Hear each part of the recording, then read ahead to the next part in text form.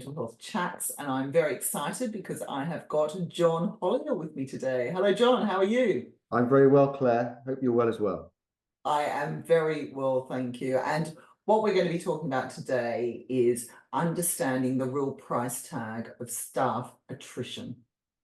Really understanding it. And I've known John for years. I'm very excited to have him as a guest. So first of all, tell everyone, John, whereabouts are you based? So I'm in the southwest. I live in North Somerset, Yeah. in Blackwell. So it's a very nice place to be, and but it's great because it's not too far from the offices that we have, Yeah. which is useful. But it means we're close to Bristol, and we love Bristol. So there's a lot to be going for it really. So yeah, quite close by, that's for sure. Love it. I love it. I love Bristol as well. So, who is John Hollier? So I'm a founding director of an organization called Novo Executive Search and Selection. And I and three others set up the business 21 years ago, very nearly. So we've been through a lot over that period, but we've maintained the core of our business and always has been research-led, retained executive search services for a whole broad range of clients. So that's where I come from, and that's kept me very busy over the last 21 years.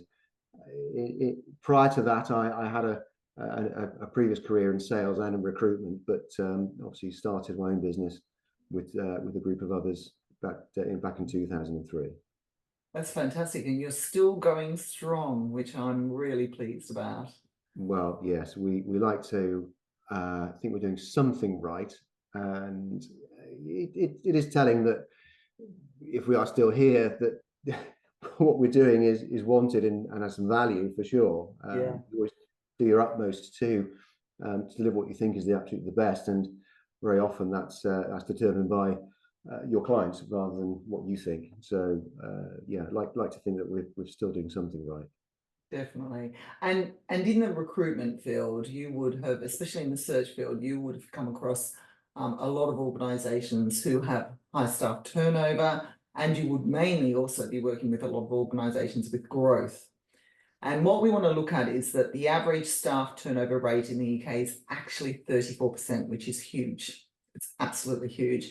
And a lot of people just look at the financial costs of, oh, we need to go to a recruitment company to replace this person. That's what the cost is. However, there's more of an impact on high staff turnover than that financial cost. So would you like to just outline to everybody what the impact is on high staff turnover, not just the financial costs? Yeah, I think from a primary level, sort of top level, really, I think there are two main impacts, and they feed into other lower levels of impact. So negative impact, not only the cost in using someone to an organization such as ours or anyone do something similar to reappoint someone or to refill that gap.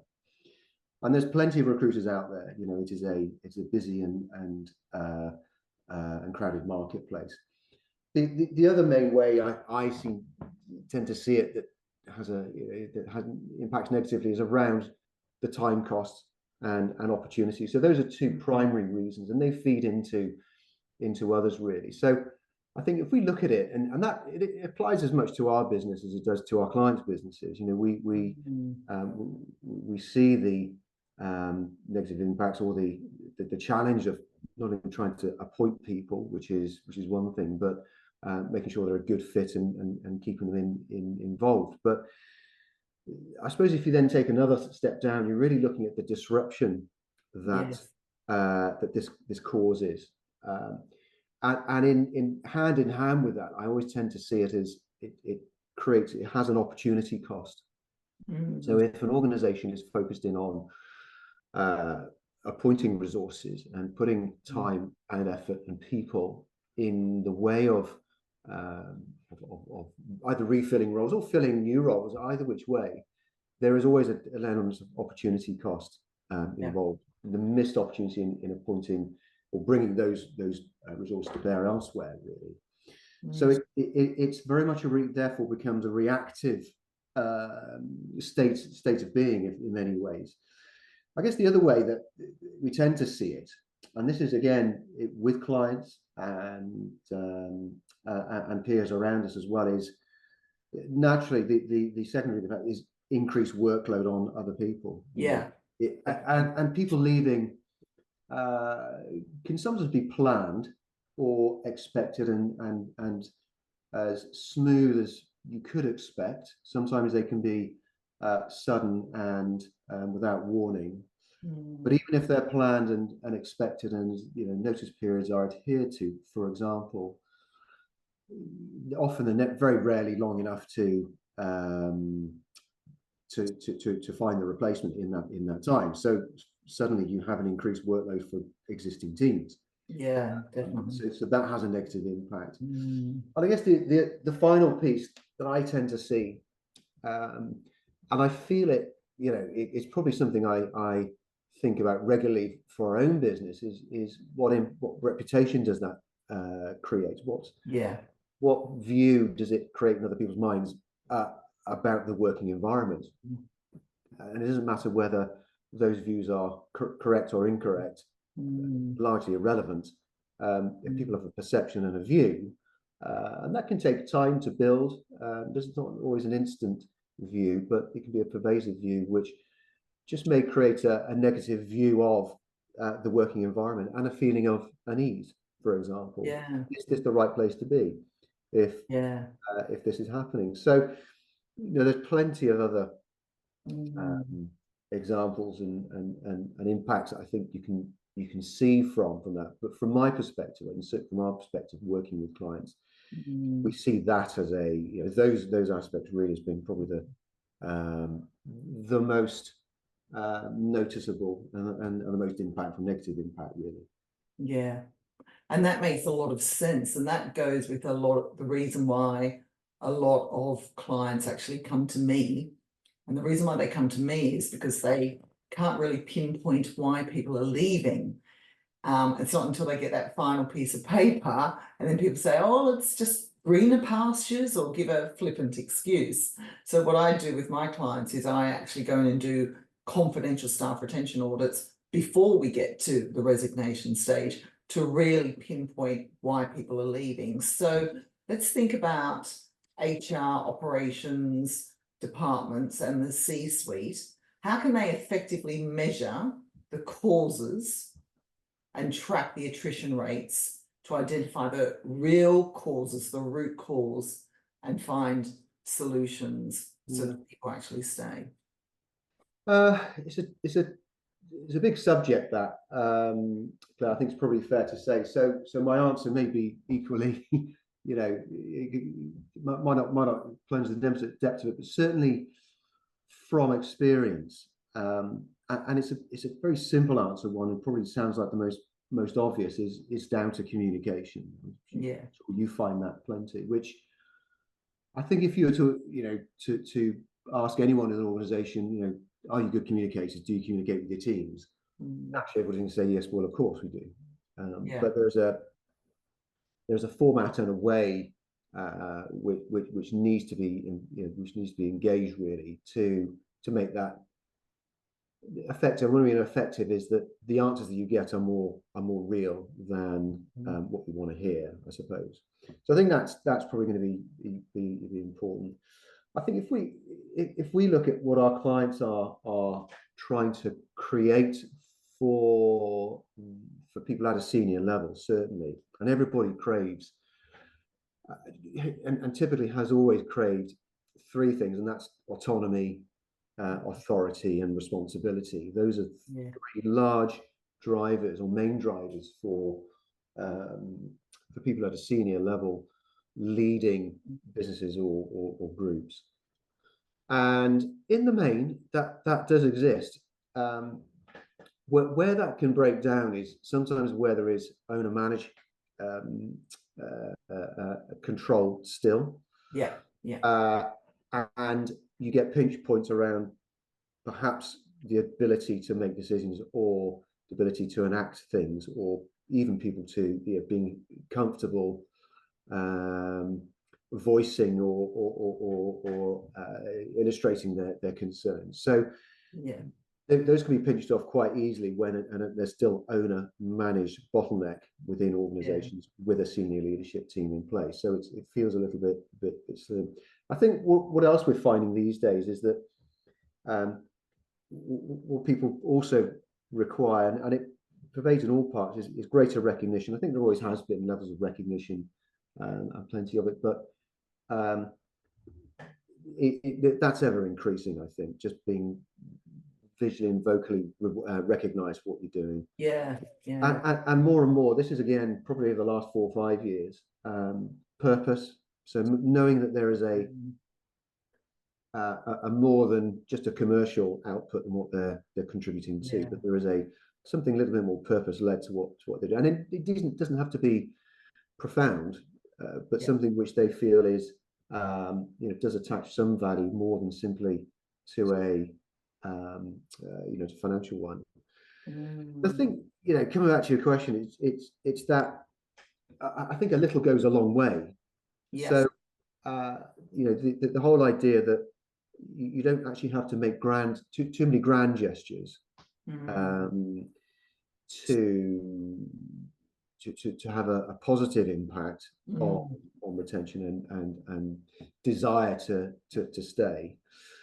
But ultimately, I think it's trying to create that balance. So communication is probably the key part of it, and ensuring that it's as honest and as straightforward as it can be, and just frees people to do what they can add value to. Really, they have that autonomy and freedom and flexibility to act as they've been asked to and as they need to. Definitely, and you've been talking about the positivity, the communication there, and that goes with our culture. It's what is the culture of the actual organization? How do people feel? And if you do have an owner MD, running it, sometimes they're not aware of the culture, and that's where I do have a lot of owner MDs come to me to do the positive intelligence coaching, because that's all about changing the culture so that we can improve performance, so we can improve the relationships, the communication, and the well-being. So I really want to know, I really love what you've said there. Are there any other strategies that you can think of that organizations can use to really improve that positivity so people do want to stay? Yeah, the ways we've seen it, really, I suppose, with other clients is increased, and often it's driven by competition.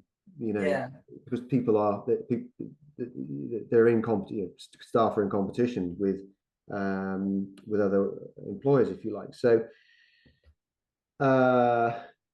creating flexibility. So there's a great example whereby one of my clients was finding it challenging to find particular people at a certain level, specifically engineering-led organization. And in order to create that differential, they put in place a working regime, which and it's not groundbreaking at all. It's been around for a long time. Is a 4.5 day week or a 4 day week. Yeah. And that's not unusual at all. And the thing is with things like that is that sometimes the obvious answers aren't actually enacted. And the impact it had, so any negative potential impact it had on the business was barely noticed. Barely there. And I think what you tend to find is that there is a reticence to do these types of things, undertake these types of things, or changes, because they think it's going to have a significant negative impact. And you have to bite the bullet, or an organization has to bite the bullet to do it. But it's amazing how that isn't necessarily realized, or isn't actually manifested. So that's probably been a regular occurrence that I've seen. That's been a regular technique or strategy that's been put in place, creating that little bit more flexibility, which comes with autonomy. Giving people the scope and the platform to decide when and what to do, what they do. So that's certainly something we've come across. That I love that word flexibility, and I've written a few blogs lately actually on the flexibility around the different generations. Now we can't say black and white that the millennials or the Gen Zs want this and the Gen Xers want that. It's not black and white, but it's the flexibility around what motivates your teams, what motivates your individuals, and what will make them more positive, because it's going to cost you a lot more to replace somebody than to adapt slightly. And it's not just the financial costs, it's the impact on how frustrated people feel, how angry, you know, how overworked people feel. If their team is now running short because you've got to employ some more people and there's a skill shortage, it's going to cause frustration for the rest of the team and exhaustion for the rest of the team. So it can become a spiral down. I love that. Yeah, and it's a, you know, the data is ever more present. You know, you only have to look at Glassdoor or sites like that where that kind of feedback is shared and aired quite regularly. So take of that what people will, but you can't ignore that reputational aspect and just ensuring that you're actually seen as an interesting, it actually attracts people. That the upside of that is that you attract people because it is a place to work, and there is a degree of low attrition because of those things in place, really. And you mentioned Glassdoor. When people are looking to go to a new organization, they will definitely be looking at websites like Glassdoor. So it's very, very important. Unfortunately, a lot of the feedback that you get from that can be negative feedback, whereas we want to promote the positive feedback for sure. Yeah. And I think what we found is that, you know, there's lots of techniques, lots of tricks that you can put in place for increasing retention. I think people see through those which are simply designed on the surface level. Ultimately, if people feel that they are well supported, given the tools, and it sounds like the basics here, but often it gets ignored. That they are given a voice, that they can feel that they feel that they can influence. It doesn't have to be doesn't have to be grand gestures. Like I said, it doesn't have to be, you know, significant strategic change, if you like, but just feel that they are contributing and making a difference is the bedrock of it, and anything else is an additional benefit. Free fruit. It's fine. We do this ourselves from time to time. It's okay, but making sure that there's a foundation of being able to air and talk about what you want to talk about is important, I think. I love it, John. Thank you. You have given us so much information there. So thank you so much for your insights. And I'm sure there's a few people out there who would love to get in contact with you. So where can people find you? Yeah, so find us online, and the address is novoexec.com. We're very easy to locate. Reach out to us. We're on LinkedIn, of course, so very present. We've got a pretty strong presence digitally, so hopefully you're going to find us quite straightforwardly, but make contact. All my contacts are there, so feel free to contact me through any of those routes for sure. Lovely. Thank you so much for your insights and your wise words, and take care. Nice to see you, Claire.